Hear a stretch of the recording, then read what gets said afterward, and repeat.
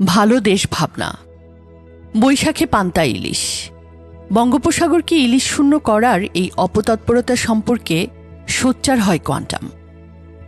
2013 সালে ডাক দেয় পান্তা ইলিশের পরিবর্তে পান্তা পিয়ার। ইলিশ নিয়ে এই ভাবনার সামাজিকায়নের প্রভাব পড়তে শুরু করে চারপাশে। 2016 সালে মাননীয় প্রধানমন্ত্রী শেখ হাসিনা তার পহেলা বৈশাখের মেনু থেকে ইলিশ বাদ দিলেন। 2017 সালে সরকারি পর্যায়ে যাতে বৈশাখী ইলিশ আপ্যায়ন না হয়, দিলেন সেই নির্দেশনা।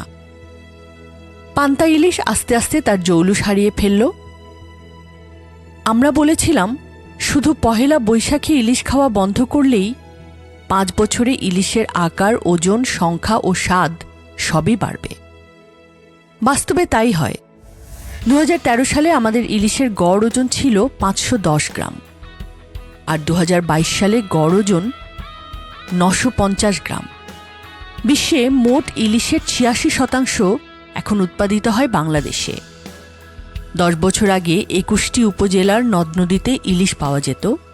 এখন 125টি উপজেলার নদ নদী, এমনকি হাওর বিলেও ইলিশ পাওয়া যায়। ভাবনার সামাজিকায়নের এক সফল উদাহরণের গল্প এটি।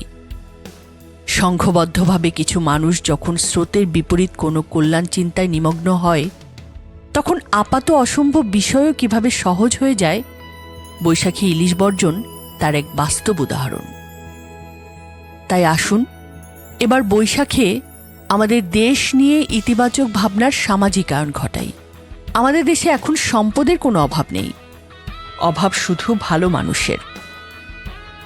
আসুন এ শুভক্ষণে সবাই একসাথে ভাবি, ভালো মানুষ, ভালো দেশ, স্বর্গভূমি বাংলাদেশ। আসুন দেশকে, দেশের মানুষকে, সমাজকে কোন মানবিকতায়, কোন উচ্চতায়, কোন দক্ষতায়, কোন প্রাচুর্যে আমরা নিয়ে যেতে চাই, সে ভাবনায় ডুবে যাই। বড় কিছু ভাবি, ভালো ভাবি, ইতিবাচক ভাবি।